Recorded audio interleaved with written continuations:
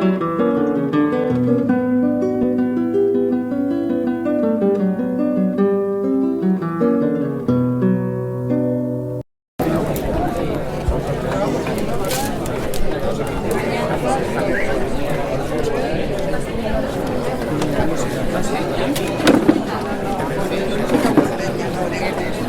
de leer esto digo, pues será de tango, porque me pone música porteña, pero luego pone aquí de Mozart.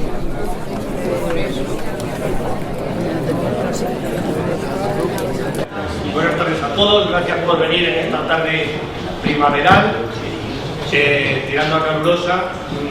Es la tercera de las conferencias. En la primera había calefacción en el claustro y hoy hay aire acondicionado, pero es que la primavera en estas tierras castellanas meridionales es así de puñetera. Bien, hoy tenemos el inmenso placer de que nos va a hablar la profesora Carmen Román Pastor, que como es hiperconocida de todos ustedes porque es muy amiga de la institución, y enseguida que le pedimos que colabore se lanza como un bólido con toda su voluntad y su sabiduría. Carmen, como saben, es profesora de universidad en la Escuela de Arquitectura de la Universidad Politécnica de Madrid. Ella es doctora en Historia del Arte y, entre otras muchas cosas, porque no está su investigación centrada solo en Alcalá, pero tiene de Alcalá algunos trabajos que son absolutamente claves en el conocimiento de la historia de la arquitectura y del urbanismo complutense. Hoy me ha pedido que no me alargue, así que no me alargo. De lo que nos va a hablar es del Palacio Arzobispal en el contexto de la arquitectura renacentista de España. Yo comentaba con Carmen hace unos minutos que este es el toro más difícil de los 8 que se van a lidiar en este ciclo de conferencias, porque el palacio desaparece antes de que se desarrollen en España de manera rigurosa y científica las disciplinas humanísticas, la historia de la arquitectura, y solo tenemos algunos comentarios que ni siquiera se pueden llamar estudios críticos de los pioneros de la historia del arte en España, que dicen que el Palacio de Alcalá, pues que es una de las muestras más importantes del arte renacentista en España, pero no hay estudios verdaderamente profundos y serios sobre el palacio. De tal manera que el reto que le proponíamos a Carmen era muy importante y ella se ha esforzado en darnos una visión novedosa que ya verán ustedes cómo les va a encantar. Porque es que de la época fundacional del palacio, la época fundacional del palacio, que es el siglo XIII, como nos comentaban Vicente y Abraham en estos días pasados, no hay nada. Pero es que de la época de la gran expansión constructiva del palacio, que es los pontificados, los arzobispados de Fonseca y Tavera, hay lo mismo, nada. Una referencia a que actúa en la época de Fonseca Diego de Sagredo, que es el introductor de las teorías renacentistas en España, trabaja en el palacio, no sabemos qué hace, si encala o construye mucho. Y otra referencia de que Alonso de Covarrubias ha cobrado por los trabajos que desarrolla en el jardín, en la torre, en las puertas y en las ventanas del palacio. Y no hay más referencia alguna. Con lo cual, por lo menos que yo conozca, Carmen se enfrenta, como les digo, a una tarea que es novedosa, en la que ha trabajado intensamente y que, como les decía antes, también seguro que nos va a encantar. Así que yo, Carmen, me callo, y puesto que hemos hablado de símiles taurinos, maestro o maestra, tuyos son nuestros. Muchas gracias, Gustavo, y buenas tardes a todos. Antes que nada, quiero agradecer al Instituto Cervantes y a la Institución de Estudios Complutenses pues, su amable invitación a participar en estas charlas sobre el Palacio Arzobispal. Entiendo que el martes pasado les explicaron todo el conjunto arquitectónico, es decir, realmente todas las construcciones medievales y las construcciones del siglo XVI.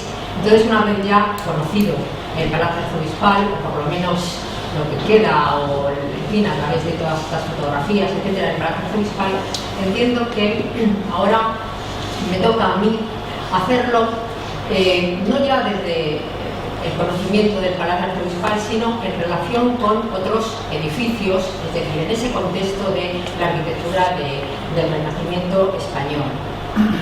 Y por tanto me voy a centrar en estos 4 aspectos. En primer lugar, las primeras formas a la italiana en los palacios de los Mendoza. Voy a tocar otro de los aspectos que va a ser los patios del palacio, y relacionándolos o en comparación con otros patios platerescos contemporáneos. Patios de los maestros que han ido a Italia y la fachada del palacio y otras fachadas civiles del siglo XVI. Por tanto, realmente en el Palacio Arzobispal siempre lo vamos a tener como punto de referencia, pero no nos vamos a centrar en él. Para empezar, diré que el Renacimiento español realmente es un estilo complejo y es un estilo muy difícil, sobre todo de definir en los primeros momentos en que empiezan a llegar las primeras formas del Renacimiento, las primeras formas renacentistas italianas a las construcciones de los Mendoza. Una familia que está considerada tradicionalmente como la introductora del Renacimiento español, es decir, la introductora de las primeras formas de ese nuevo lenguaje plástico que es el Renacimiento para España, no naturalmente para Italia. Y aquí tenemos una de las primeras construcciones de los Mendoza, en Palacio de Cogolludo. ¿Cuáles son esas formas italianas? Bueno, pues en primer lugar vamos viendo la proporción que tiene con un sentido apaisado, marcadamente horizontal. En segundo lugar tenemos pues un almohadillado que nos puede recordar, nos puede evocar palacios cuatrocentistas en torno a Florencia.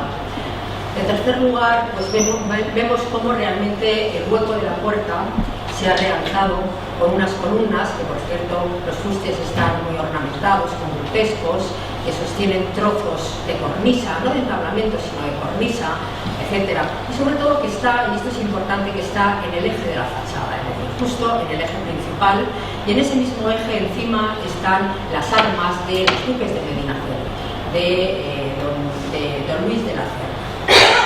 Y tenemos un detalle en donde junto a estas formas italianas nos encontramos también otros huecos de una crestería que todavía les puede recordar realmente a un estilo tardogótico muy decorativo.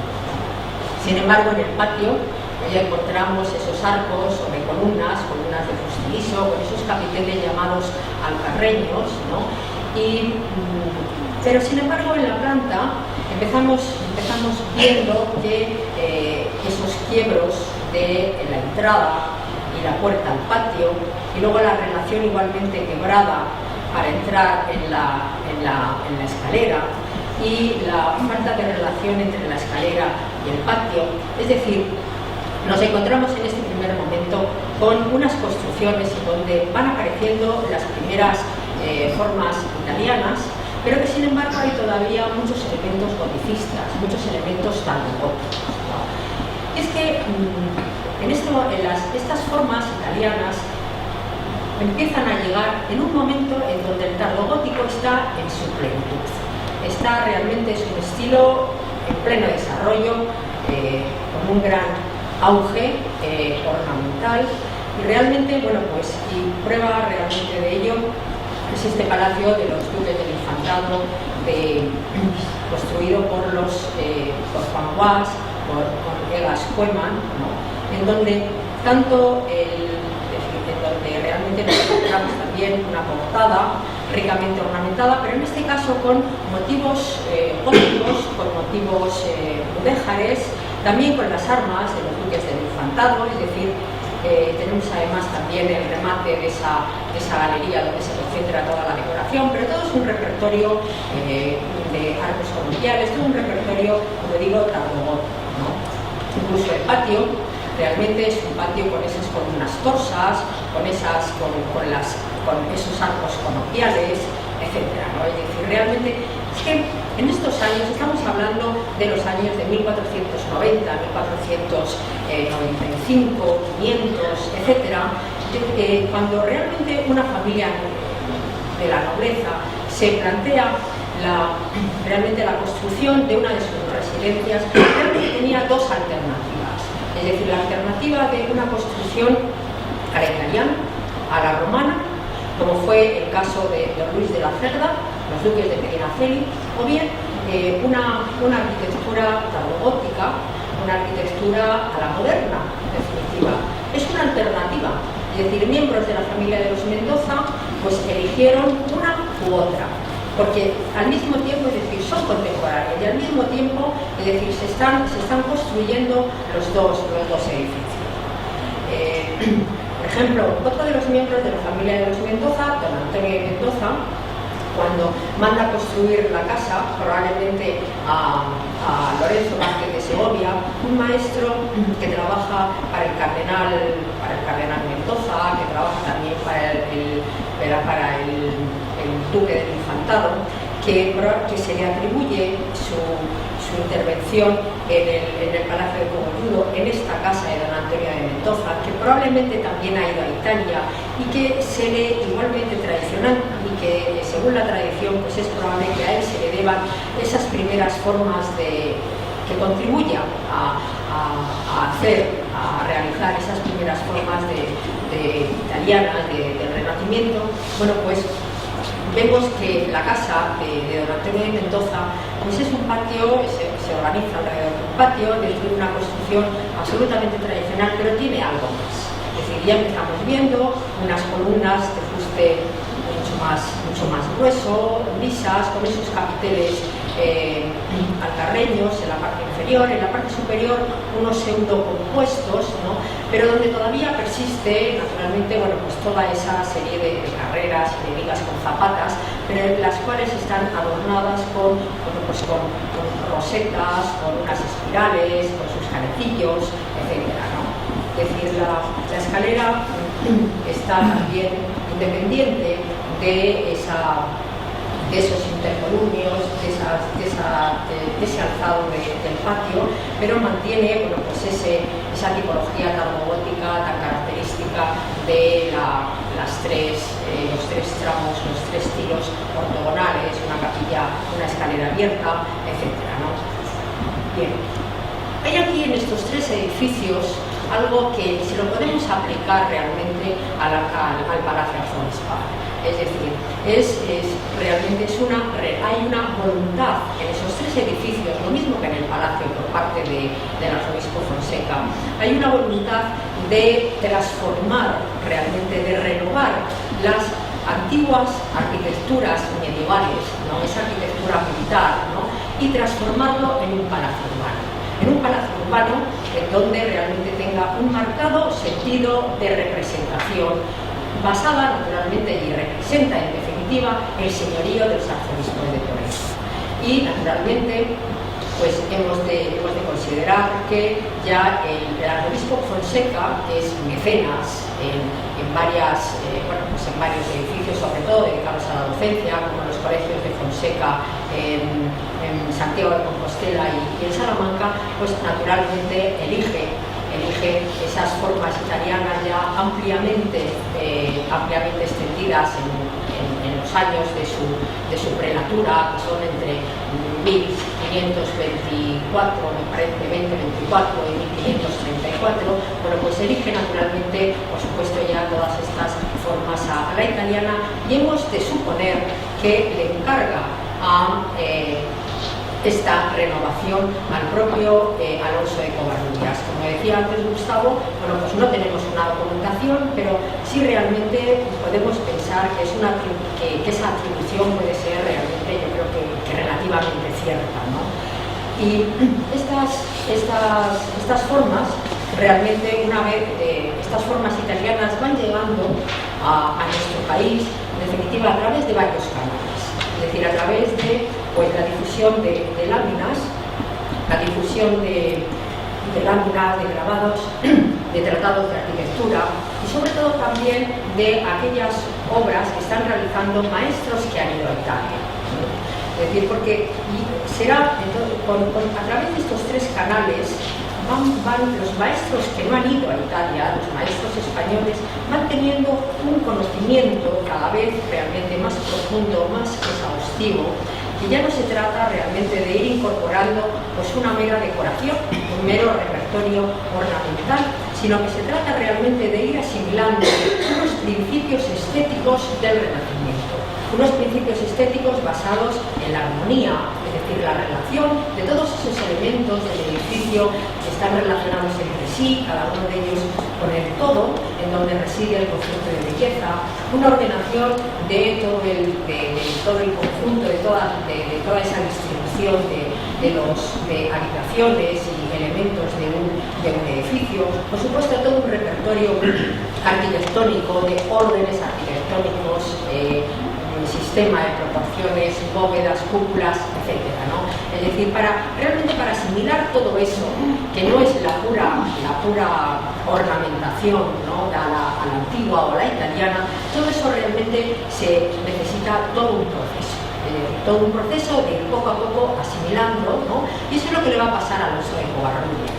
Su trayectoria profesional es un poco paralela, en definitiva, a ese proceso que se va a dar en general del Renacimiento en España, de la asimilación del Renacimiento en España, y lo mismo, como digo, le va a pasar a Covarrubias, es decir, bien a través de esos contactos con Diego de Siloé o Pedro Machuca, que han estado en Italia, bien por el estudio y por la asimilación de esas formas, a través de esas formas arquitectónicas a la antigua, a la italiana, etcétera, a través de los tratados, realmente va a culminar realmente su trayectoria profesional en esa arquitectura clasicista que veremos por ejemplo en Toledo, y el Palacio Arzobispal va a ser un hito, en definitiva, una fase más en todo ese proceso de asimilación del Renacimiento por parte de Covarrubias. Como verán ustedes, yo estoy realmente atribuyendo y dando por hecho que realmente Covarrubias fue el que trazó esas nuevas construcciones del siglo XVI, y el autor de la transformación de ese palacio urbano, de esas arquitecturas medievales en ese palacio urbano.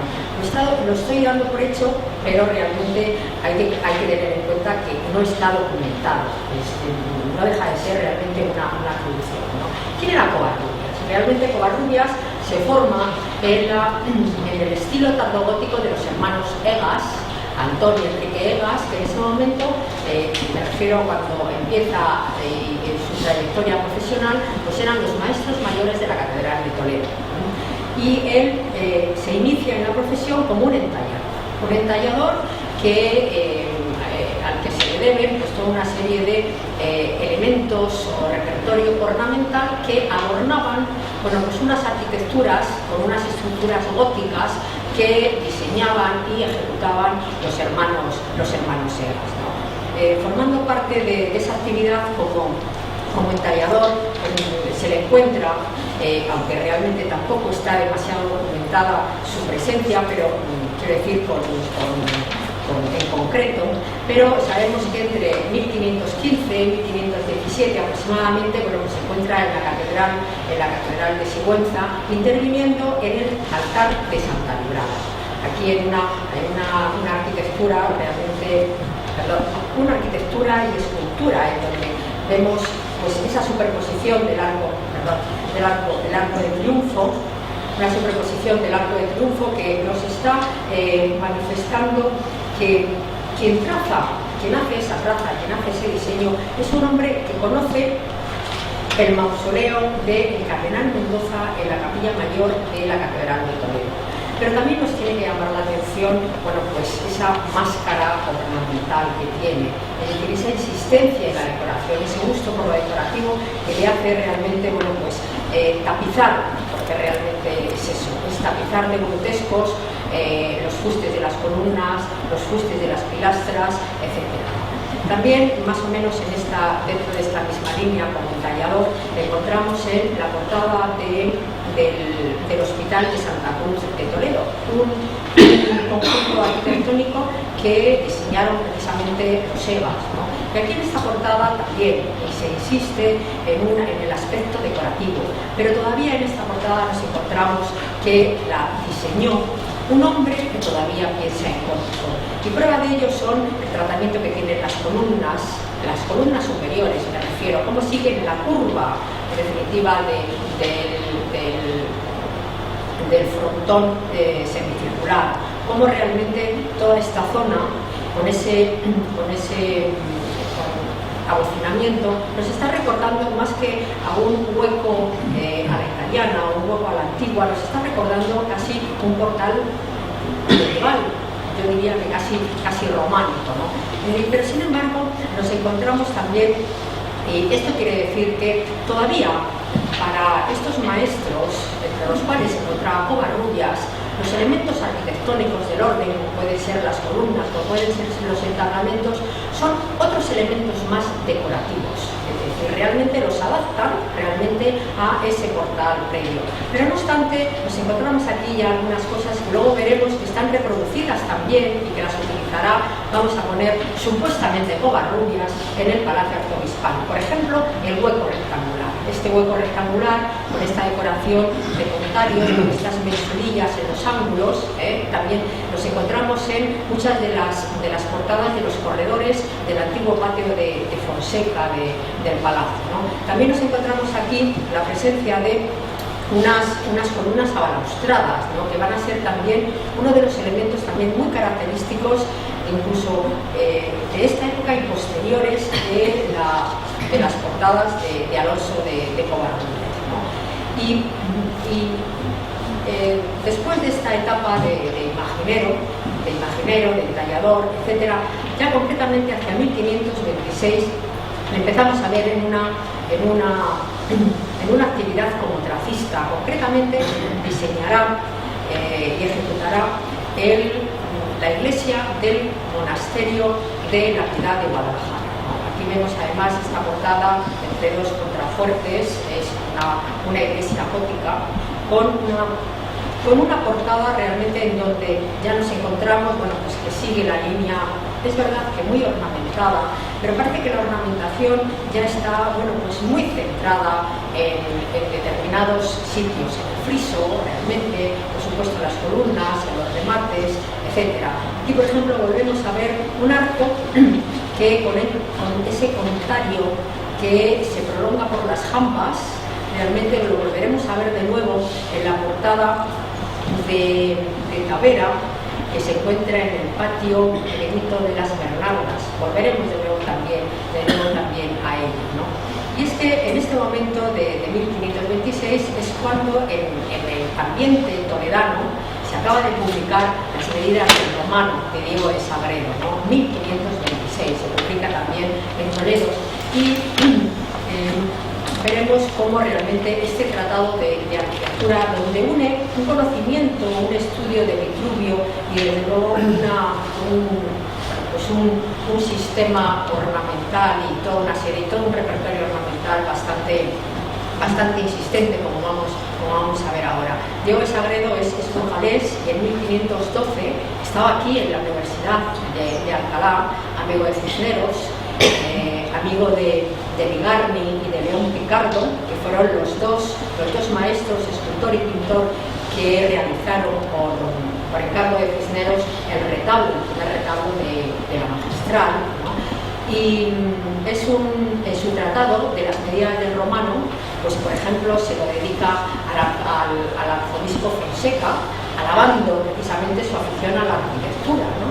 En ese sentido de la existencia ornamental, pues vemos aquí una de sus láminas en donde realmente encontramos muchos ecos de estas láminas, de estos dibujos en la arquitectura, en la configuración de las portadas de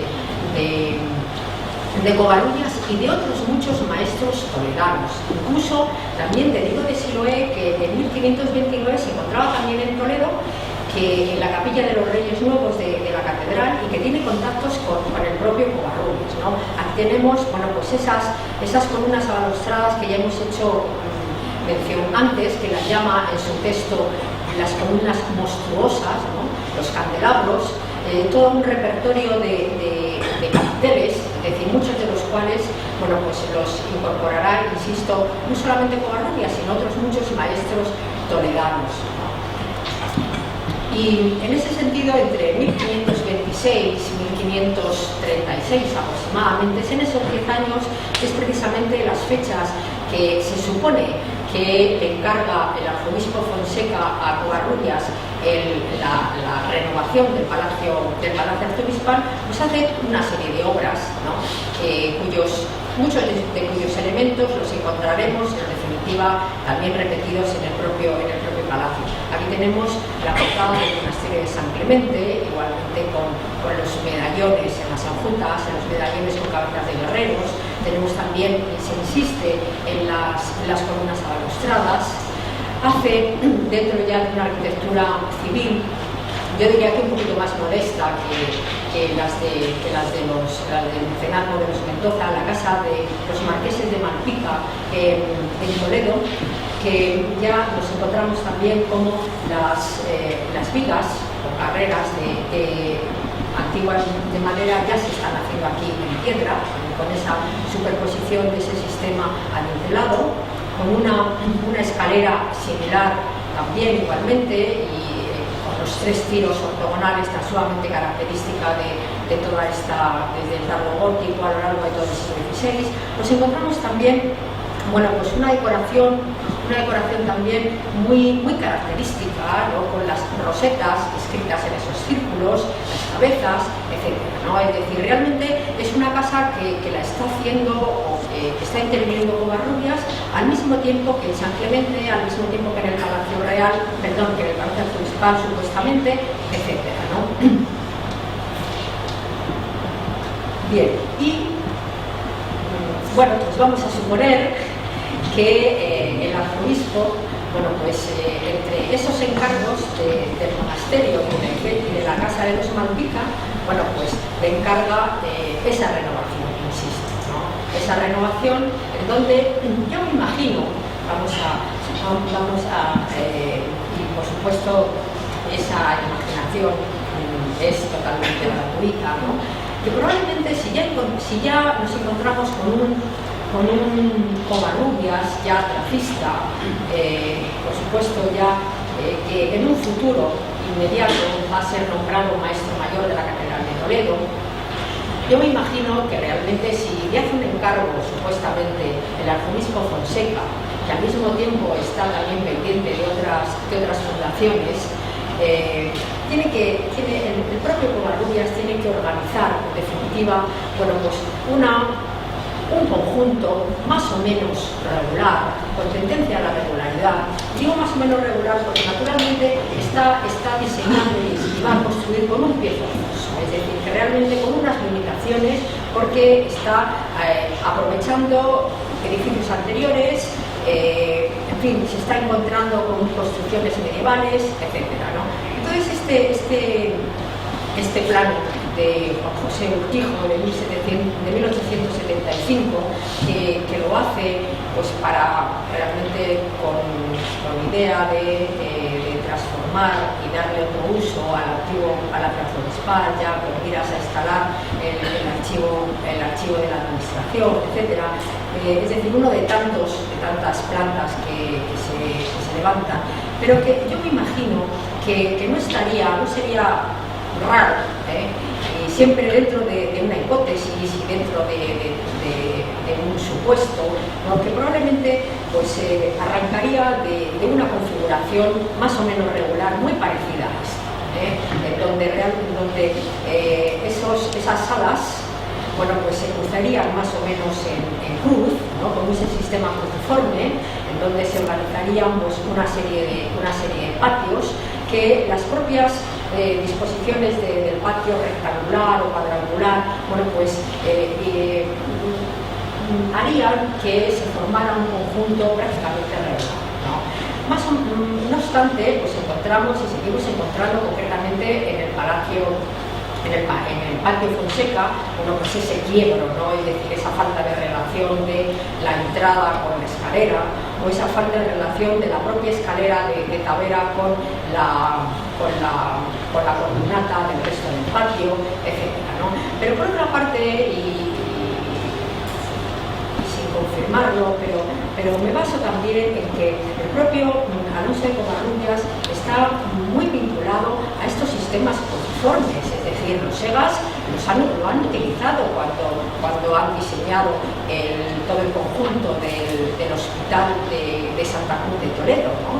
Y va a ser realmente este sistema cruciforme de los SEGAS, lo van a coger realmente pues muchos constructores, muchos maestros a lo largo de todo el siglo XVI, y va a ser como una especie de pauta que va a ordenar unos grandes conjuntos arquitectónicos, es decir, con diferentes usos, ¿no? Y prueba de ello, aunque ya nos alejamos un poquito, pero que Juan Bautista de Toledo y Juan de Herrera en el monasterio del Escorial, bueno, pues realmente el sistema cruciforme también lo adopta, ¿no?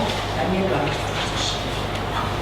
Vamos a continuar con el Palacio Arzobispal, pero no me voy a detener. Únicamente quiero que ustedes lo vean, que se familiaricen con todas esas formas.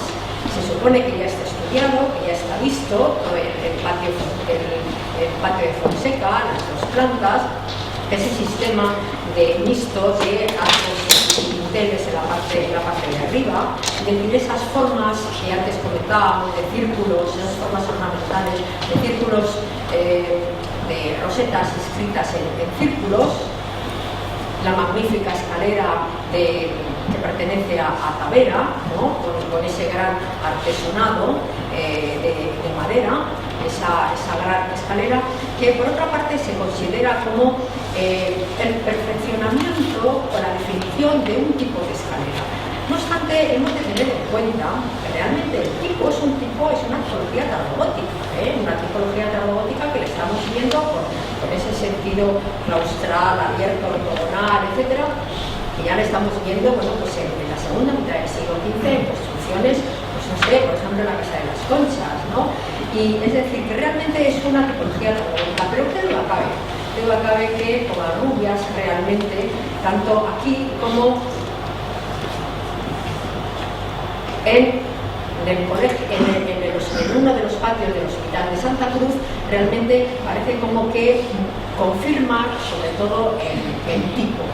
Pero más que confirmar el tipo, lo que hace es adornarlo en definitiva, ¿no? En definitiva, este es el caso que vemos aquí, y que siempre se le suele considerar a la escalera de Santa Cruz como, bueno, pues como un precedente que se perfeccionará en el Palacio Arzobispal de Alcalá, porque efectivamente aquí se encuentra Covarrubias, aunque no tiene que hacer una escalera de nueva planta como en el caso de Alcalá, sino que tiene que hacer una reconstrucción tanto del patio como de una escalera que previamente habían diseñado los hermanos Egas, y él entonces interviene reconstruyendo, ¿no?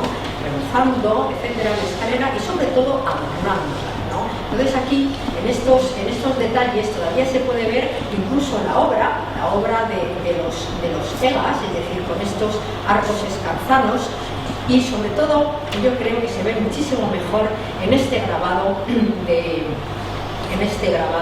Villamil, ¿no? En donde perfectamente se ven los arcos originales escarzanos, tanto abajo como arriba, ¿no? Y cómo realmente fuerzan esos dos grandes arcos, fuerzan a que Covarrubias organice unos arcos cuyas formas, bueno, pues, y cuyas dimensiones de alguna manera se tengan que adaptar realmente a la luz que tiene el arco de arriba y el arco de abajo.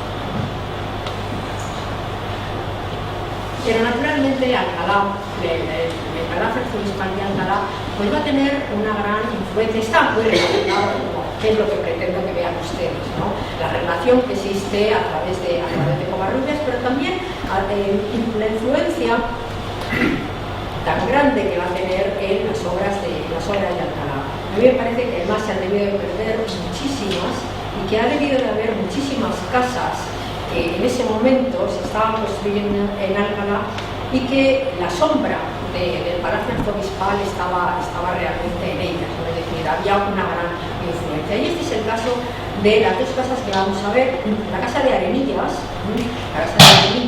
y la casa de Gutiérrez de Cetina. La casa de Arenillas, y como todos ustedes saben, bueno, pues se instaló en ella las religiosas carmelitas descalzas y por tanto, bueno, pues transformaron en parte esa primitiva casa, ¿no? Y en la de Gutiérrez de Cetina se instalaron las monjas de Santa Úrsula, también transformando en parte, bueno, pues esos patios que vamos a ver ahora. A mí me parece que Covarrubias no debe de trazar la casa de Arenillas, y siempre dentro de la hipótesis, siempre dentro de la conjetura, por supuesto, ¿no? Pienso más bien que fue pues un maestro toledano que estaba trabajando realmente en el Palacio Arzobispal y que, bueno, pues intervino en la casa, construye esta casa y de alguna manera copia muchas de las formas que vemos en el Palacio Arzobispal, las incluye, las reproduce en esta casa de Arenillas. Una casa de Arenillas relativamente modesta, sobre todo si la comparamos naturalmente con el Palacio Arzobispal y con este sistema adintelado, con elementos de madera combinados con columnas de piedra, ¿no? Pero en donde aquí vemos, por ejemplo, todo el conjunto del convento de la imagen, pero en donde he resaltado el plan un poco chapucero, he de reconocerlo, pero a última hora. Bueno, pero he resaltado la primitiva casa de Arenillas, con el patio, en donde las monjas realmente la transformaron precisamente para destinarle al uso conceptual, donde mantuvieron la puerta de entrada, la original, y donde la escalera, también igualmente en quiebre, la escalera, bueno, pues por supuesto la arrinconaron prácticamente sin ninguna vista, ¿no? La escalera, que la vemos aquí, y en donde realmente, bueno, pues desde el punto de vista constructivo y de la propia edificación, pues la casa es relativamente modesta, pero tiene unos detalles ornamentales bellísimos, como pueden apreciar. Y todo ello, pues dentro de una línea, incluso, yo diría que incluso a veces superando, en definitiva, a veces, sobre todo en los capiteles, a veces superando, bueno, pues algunos de los capiteles del Palacio Arzobispal en algunos aspectos, ¿no?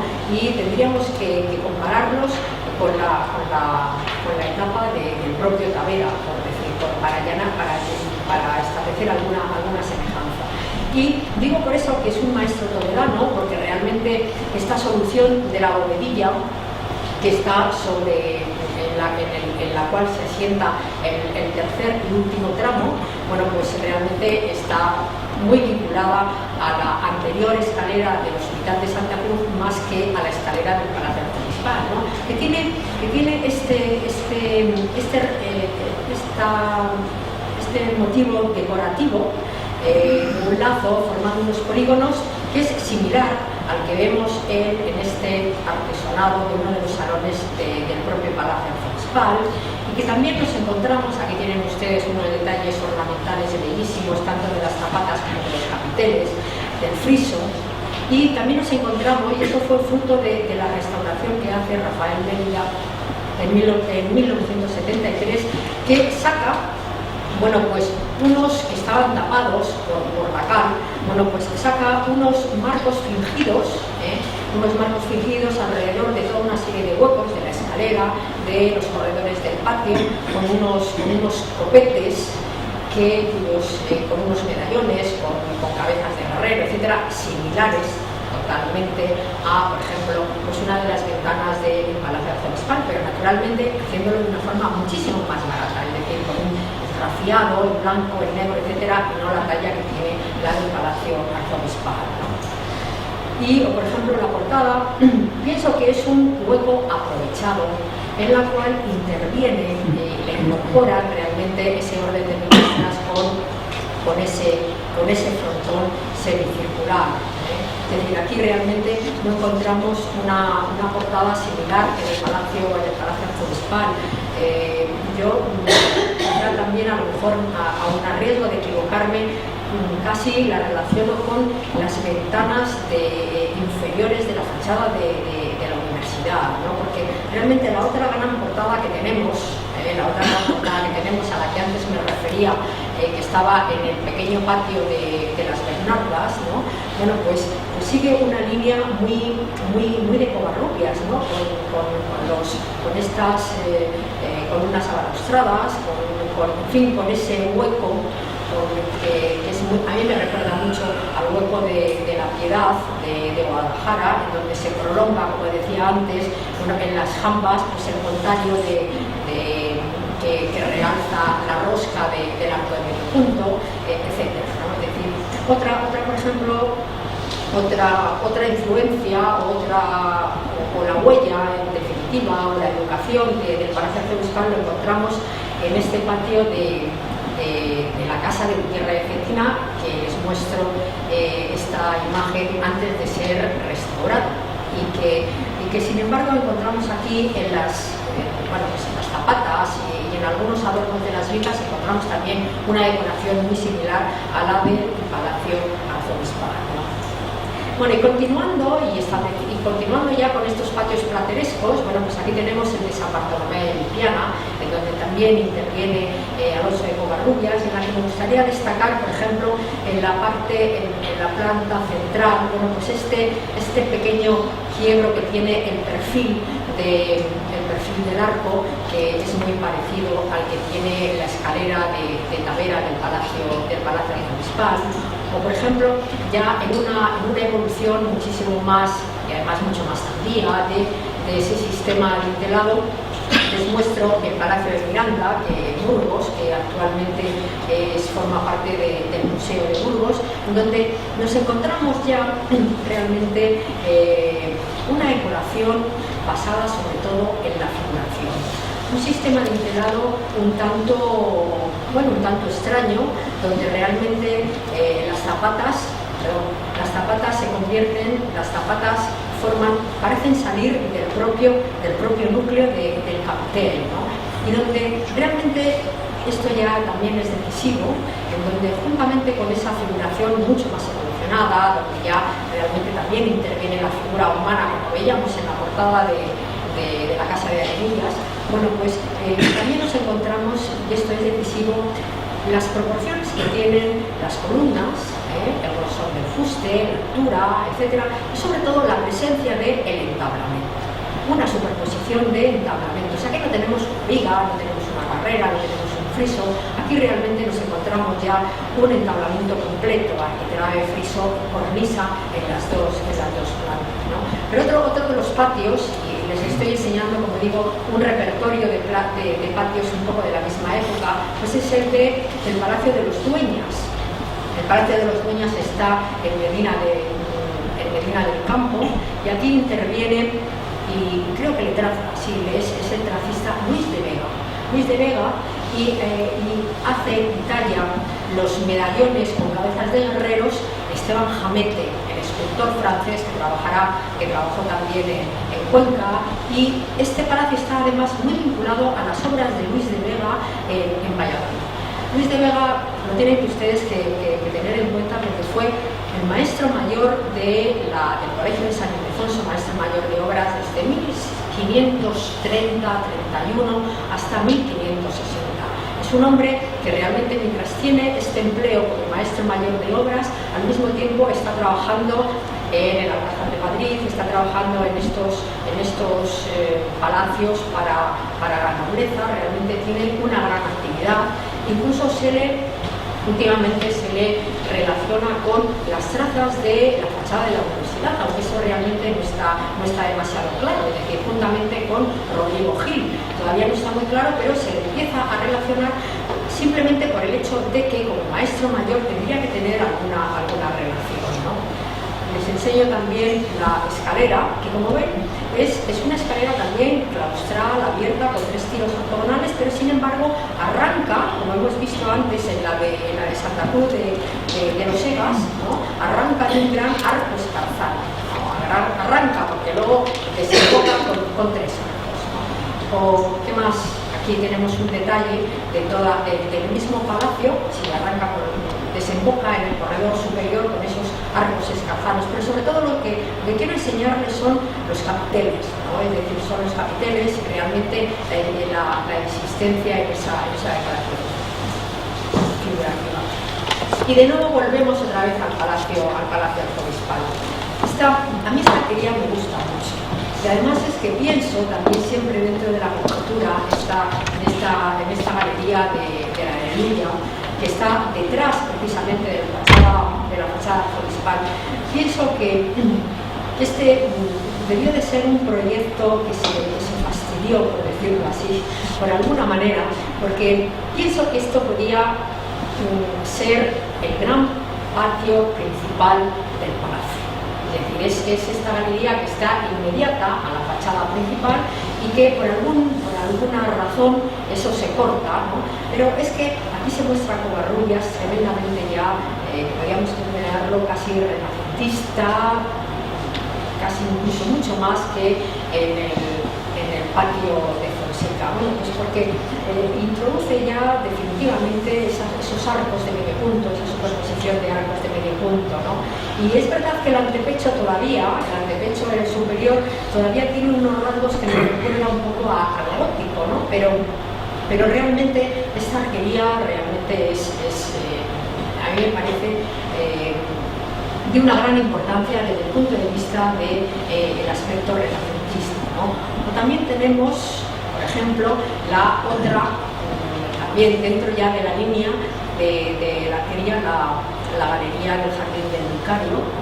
En donde ya vemos cómo Covarrubias, en definitiva, ha dejado el sistema adintelado y ya empieza a utilizar, está utilizando al mismo tiempo otra alternativa. No es que sea una cosa después de otra, sino la alternativa de la superposición de arquería. Ya saben ustedes probablemente que está muy transformada por la intervención de Santiago Sopeña en 1670 y tantos, que era el hermano de José Sopeña, ¿no?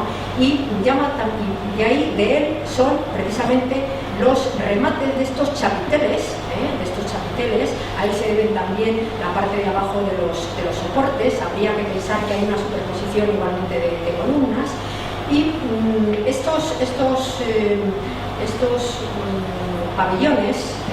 pabellones pues recuerdan también mucho al Palacio de Cadalso de los Vidrios. Este palacio, si bien, como ven ustedes, tiene esta galería, el sistema sigue teniendo ese sistema adintelado, pero sobre todo me refiero a estos pabellones de planta cuadrangular, que este fue un antiguo palacio de don Álvaro de Luna, que luego se le incorporaron algunos elementos ya del siglo XVI, ¿no? Bueno, y es una referencia muy estrecha con esa galería del Vicario, del Palacio Arzobispal. Pero estamos viendo patios platerescos de maestros que no han ido a Italia. Es como un maestro que ha ido a Italia, como Pedro Machucado, de Siloé. Bueno, pues cómo se plantean realmente el hacer estos patios, ¿no? ¿Qué configuración le dan? Bueno, pues aquí tienen ustedes el colegio de Fonseca, de Salamanca, que precisamente lo manda construir el propio arzobispo Fonseca, Y aquí intervienen varios maestros, como Juan de Álava, como el mismo también, digo, de Siloé. También tiene una pequeña intervención el propio Covarrubias, pero fundamentalmente las trazas generales, al parecer, se le atribuyen a Diego de Siloé, ¿no? Entonces aquí Diego de Siloé hace un alzado bellísimo con esa piedra dorada, arenisca, tan característica de Salamanca, en donde ya empezamos a ver otro tipo de alzado. Empezamos a ver el arco y el pilar, y la incorporación del orden arquitectónico. Es decir, ya nos está hablando en definitiva de un hombre que ya es conocedor ya efectivamente de ese sistema, o sea, de que los elementos de los órdenes arquitectónicos realmente ordenan, proporcionan, no es un elemento más decorativo, es un elemento del alzado, ¿no? Y en la parte superior vemos que, a pesar de todo, incorpora realmente la columna balaustrada. Es que no hay que olvidar que Diego de Siloé, en 1529, como antes les comentaba, ha vivido todo ese mundillo originado por el Tratado de Diego de Sagredo, y realmente, bueno, pues ha hecho, yo diría que ha incorporado en definitiva, bueno, pues ese tipo de columna, y ha incorporado a sí mismo, bueno, pues los medallones con las cabezas de guerrero, en fin, realmente es como si hiciera una confesión a todo ese ambiente ornamental provocado precisamente por la influencia del Tratado de Sagredo, ¿no? Tienen ustedes, bueno, pues un detalle realmente de pilar y una columna ya con su fuste estriado, etcétera, una columna que está mucho más vinculada a lo romano, a lo italiano, a la antigüedad, etcétera, ¿no? Pero en cambio es mucho más, yo diría que estricto desde el punto de vista ya de abordar la antigüedad, Pedro de Machuca, aquí en el Palacio de Carlos V de Granada, y para el emperador. Entonces, bueno, pues aquí ya no encontrarán ustedes ningún repertorio ornamental. Son los propios elementos arquitectónicos con los que está jugando para el alzado, para todos los aspectos, ¿no? Incluso para ordenar los paramentos, etc.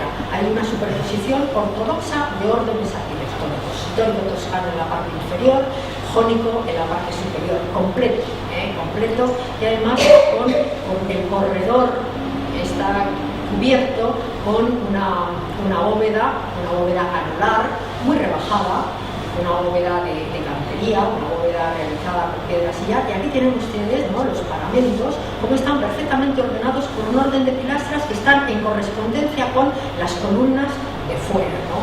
Aquí ya el maestro está diseñando con elementos como el círculo, con figuras geométricas puras, el círculo, cuadrado, etcétera. Es decir, ya realmente es otra cosa, ¿no? Es decir, es propio del hombre como Machuca, que realmente ha ido a Italia, que conoce realmente toda esa arquitectura italiana, toda esa arquitectura a la antigua, etcétera, ¿no? Entonces, bueno, pues es, a diferencia de Covarrubias, que tiene que ir asimilando, pero que lo conseguirá naturalmente, ¿no?, hasta llegar a un clasicismo. Y llama la atención que el emperador, que realmente ha mandado hacer en 1526, es decir, cuando realmente había una afición y un gusto por la decoración tan gótica y a la italiana en toda la península, y que se hace una obra a la italiana, a la antigua, perfecta, ¿no?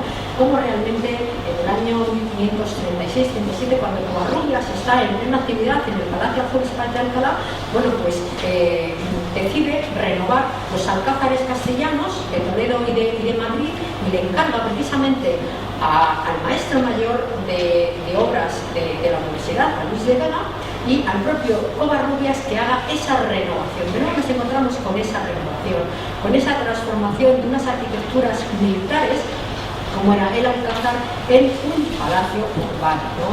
Ahí tienen ustedes el antiguo, bueno, pues en estos dibujos de Exeida, y realmente aquí tienen la planta como Luis de Vega y Covarrubias doblan, porque realmente el Alcázar era una construcción militar en torno a un patio. Covarrubias realmente lo que hace es doblar. Por eso les digo que no sería extraño, creo que no sería extraño el considerar, bueno, pues una traza más o menos ordenada de los 4 patios para el Palacio Arzobispal, por encargo de, cuando le encarga la renovación, supuestamente el arzobispo Fonseca, ¿no? Y sobre todo, realmente, bueno, pues dispone, como ven ustedes aquí, los 2 patios, uno para el rey, otro para la reina, separados por una crujía en la que instala la capilla y en la que organiza y diseña una bellísima escalera monumental, en la que parte, es decir, organiza una tipología de escalera preimperial con 2 escaleras claustrales, en las que el tramo central es común. Entonces son 2 escaleras que dan servicio a 2 patios, y luego ya vuelven otra vez a dar servicio, es decir, a los 2 patios, pero en la planta superior, ¿no? Y como alzado reproduce Luis de Vega y Alonso de Covarrubias el mismo alzado del patio de Fonseca del Palacio de España. Ahí abajo el sistema adintelado en la parte de arriba. Sabemos además muchas cosas, pero no me quiero entretener, como que también organiza los artesonados y que intervienen los mismos carpinteros que realizaron los artesonados en Alcalá y en Pastrana igualmente, ¿no? Intervienen y van tanto Pastrana como Alcalá como el Alcázar de Madrid estarán bajo la dirección de estos maestros, Luis de Vega y Alonso de Covarrubias. Bien, y por fin la fachada principal. La fachada principal con la que queremos terminar esta intervención. Hemos empezado con fachadas y terminamos con fachadas, pero es que las fachadas es lo mejor de un edificio, es la parte exterior del edificio.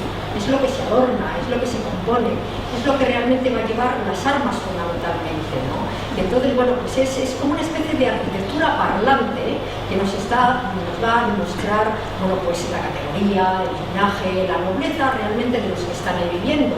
Y en este caso será el señorío de los arzobispos de Toledo en la villa de Alcalá. De ahí la importancia de la fachada, ¿no? Y aquí nos encontramos con que Covarrubias, vamos a decirlo así, Covarrubias diseña una fachada que es verdad que no incorpora una fachada ordenada, no echa mano de los órdenes arquitectónicos, pero sin embargo organiza toda una serie de huecos perfectamente ordenados en una serie de ejes, ¿no? Y donde marca el eje central, el eje central, como ven ustedes, muy desvirtuados por la presencia de ese balcón, el escudo, pero sin embargo va marcando realmente el eje principal, ¿no? Y lo remata todo ello con una galería. Echa mano realmente de un flanqueo de torres, que es verdad que no las hace de nueva planta, pero que sin embargo aprovecha las construcciones anteriores para enmarcar una fachada.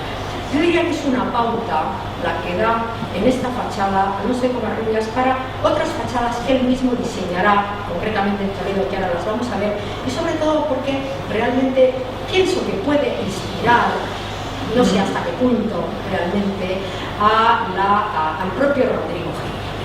Es decir, también hay otra cosa que me gustaría destacar, que es la galería, que también gratuitamente pienso, si no la habrá copiado Alonso de Covarrubias, de esta galería que remata el Palacio del Infantado. Covarrubias, como han visto ustedes, realmente ha tenido muchos contactos con todo ese núcleo alcarreño y cómo realmente ha ido recogiendo cosas, ¿no?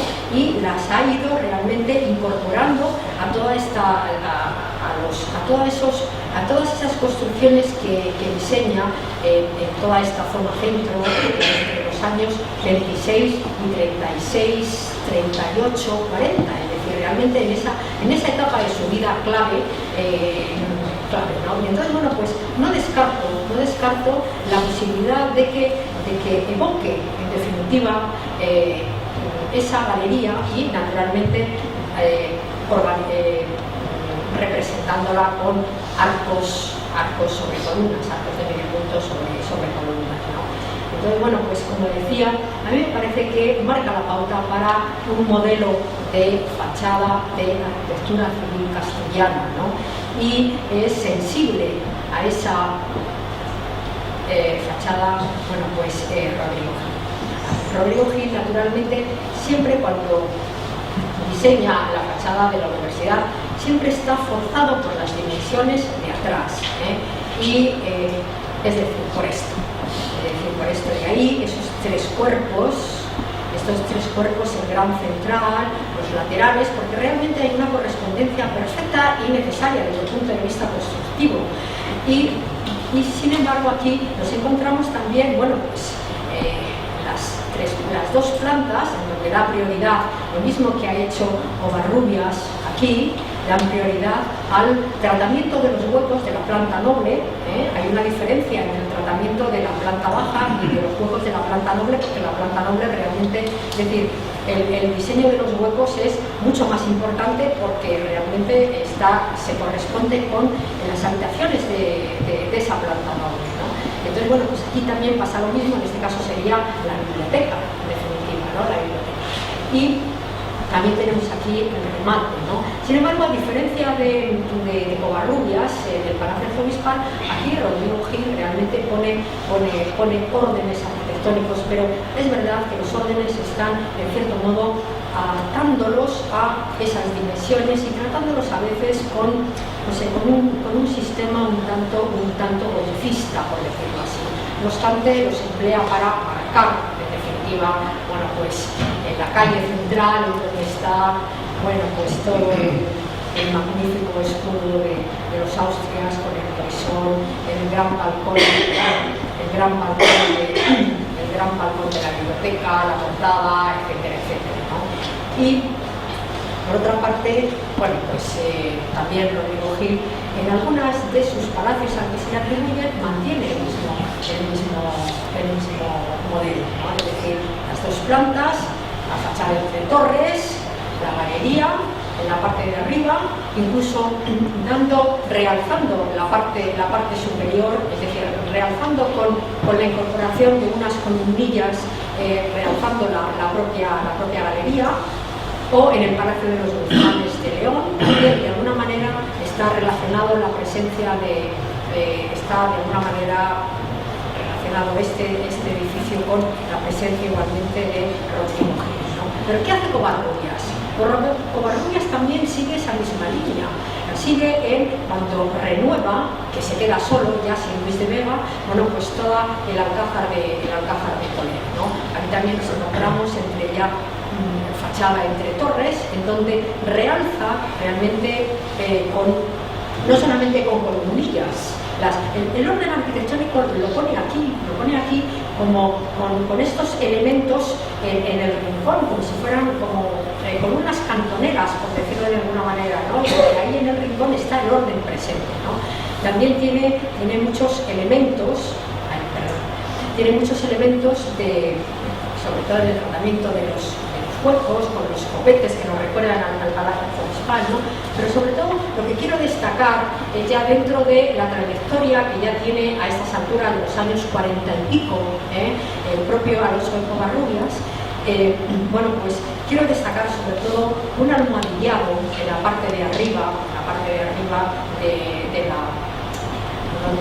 de la galería. Un almohadillado que realza, en definitiva, que no deja que la vista se quede hacia la mitad o en la planta noble, sino que la vista del espectador suba hasta arriba, realzando en definitiva y admirando en definitiva esa galería. Y es que realmente a estas alturas ya ha asimilado Alonso de Covarrubias los libros de Serlio, por ejemplo, y ha visto esos almohadillados que ahora les enseñaré. Pero antes me gustaría, aprovechando que tengo aquí la planta, decirles hasta qué punto ya Covarrubias ha asimilado esos principios estéticos del Renacimiento, y vemos cómo hay una planta perfectamente ordenada, donde la portada está alineada con la puerta del zaguán, alineada con la entrada al patio, a su vez las arquerías del patio en correspondencia con esa gran escalera, que si bien realmente ya no la termina él, pero sí la diseña, organizando ese tipo de escalera imperial, pero diferente, preimperial, pero diferente a la que hemos visto en el Alcázar de Madrid, ¿no? Es decir, aquí ya nos encontramos con un Covarrubias que, insisto, ya ha asumido el clasicismo, ya ha culminado su trayectoria profesional asimilando esos principios estéticos del Renacimiento.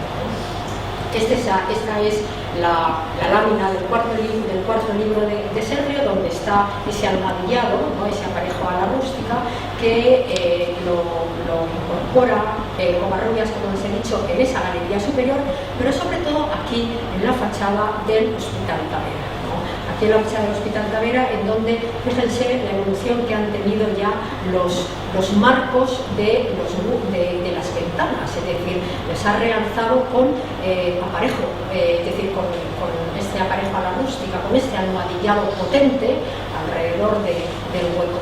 Y sigue siendo una fachada entre torres, pero en el proyecto original de Covarrubias, en definitiva, había una galería, pero su sucesor en la dirección de las obras lo que hizo fue reducir los huecos de la parte de arriba y relacionar los ejes, es decir, relacionar los huecos de arriba con los huecos de abajo y por tanto parece que ha desvirtuado totalmente la idea inicial de Covarrubias de mantener ahí también una galería.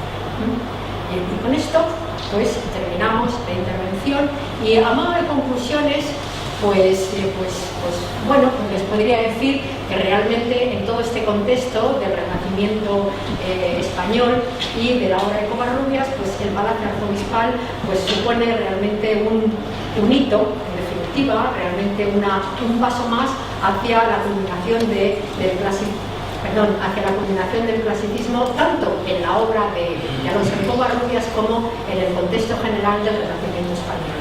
Nada más, muchas gracias.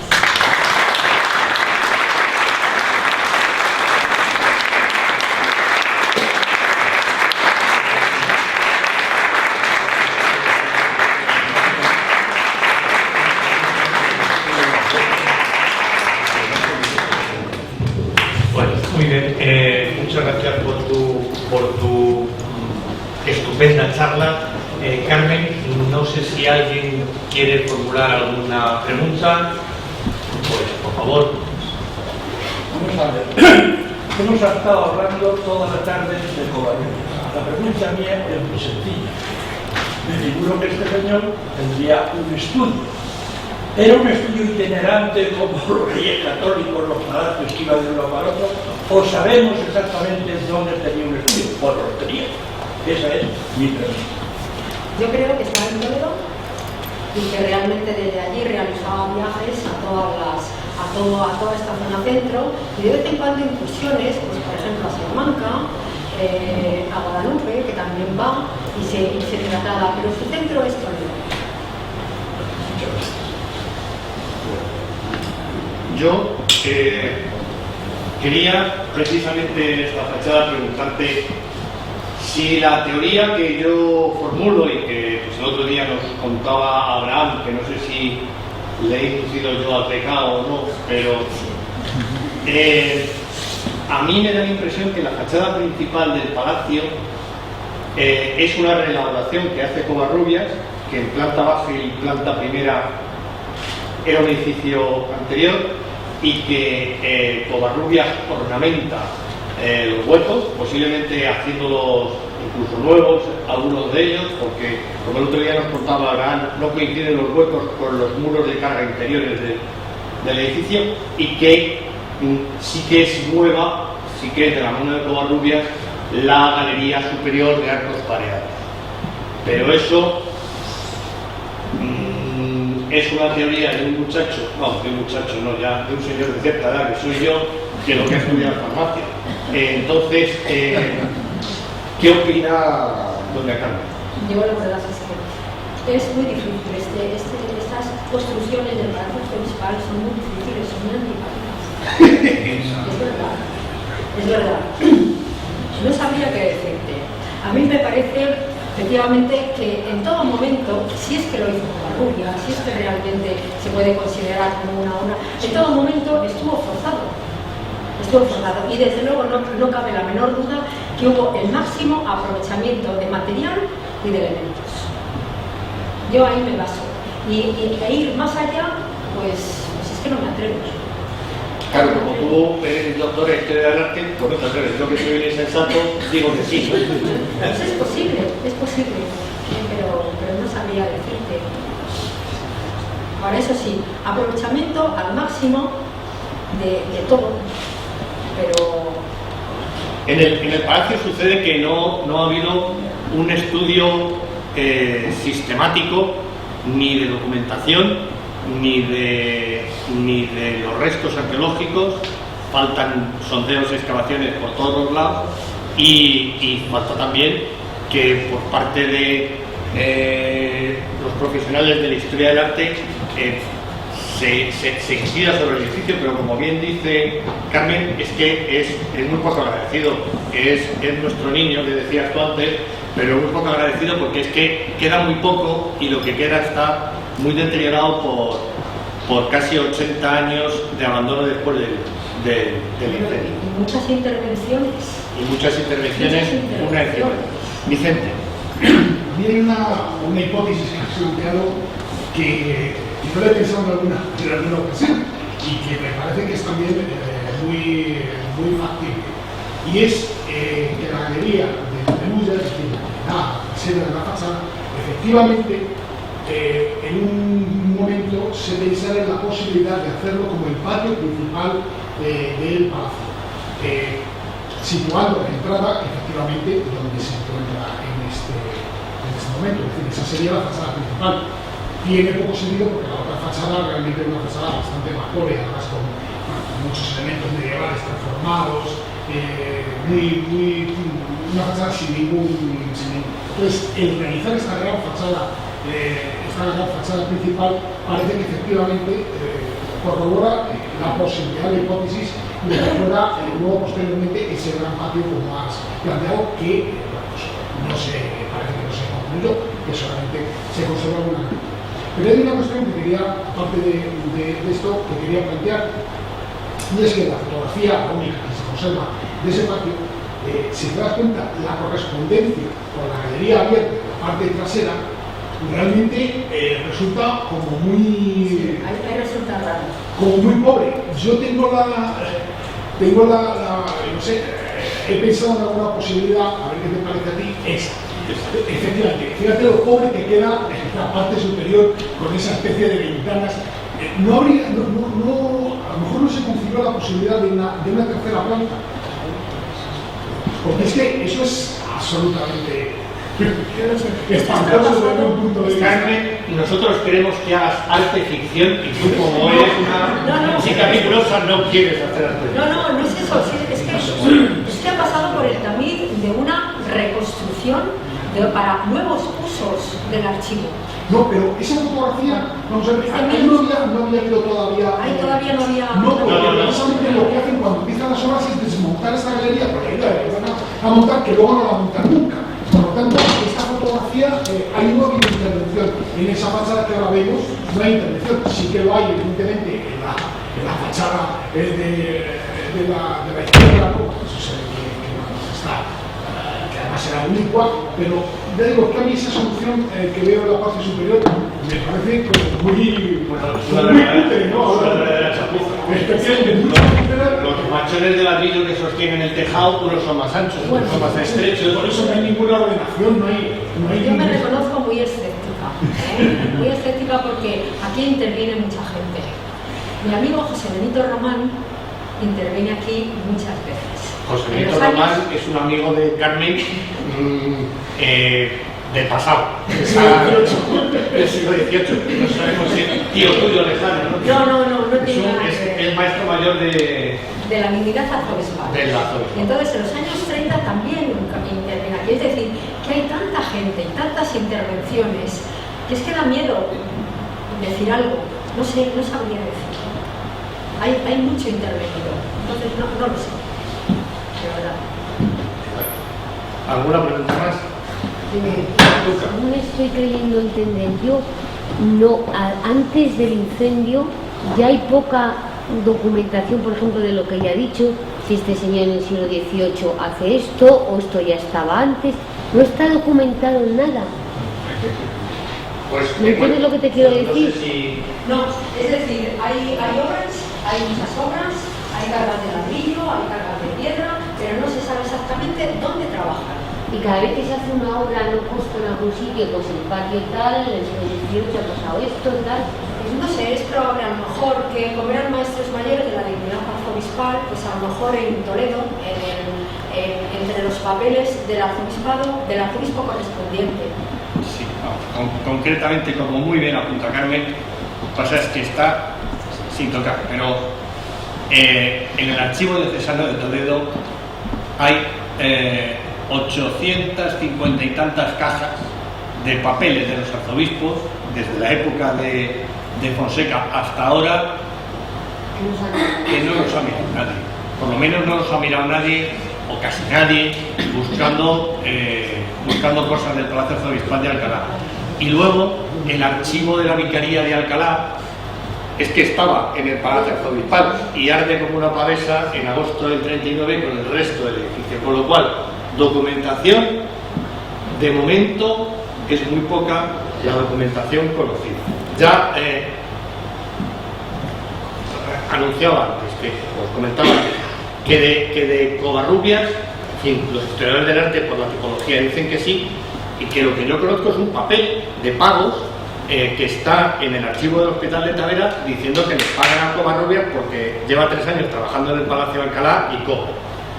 Y otro papel de una historia de la Catedral de Toledo, de un canónigo de Toledo, que dice que hay que ver Fonseca, que se ha gastado 40.000 ducados en el Palacio de Alcalá, que cómo les ha dejado tiritando, y poco más. De la época del 16 es que no hay documentos, no se conocen por lo menos. Parte de eso habría que añadir una cuestión, y es que la posibilidad de que los protocolos de las obras, los contratos de las obras, se firmaran en Alcalá, no solamente se quemó el archivo general, no solamente se quemó el archivo de la vicaría, sino también el archivo de protocolos notariales de Alcalá. Los protocolos notariales se han trasladado precisamente a ese edificio, me parece que fue en 1932 o 1933, y desgraciadamente también desaparecieron todos excepto los del 19, que son los únicos que conservamos, 19 y 20, claro. Entonces, puede que a lo mejor si se firmaron los contratos en Alcalá, pues también esa documentación está perdida.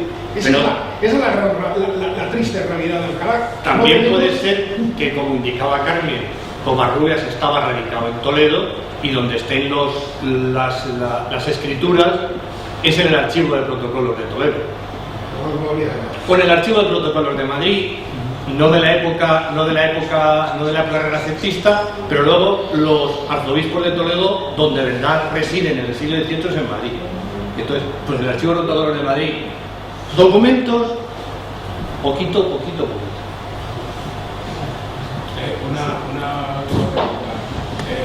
De los 4 patios, luego ya el de Armas, el de la Fuente, o sea, perdón, el de Fonseca, el de la Fuente no se sabe cómo era, no hay ningún tipo de documentación.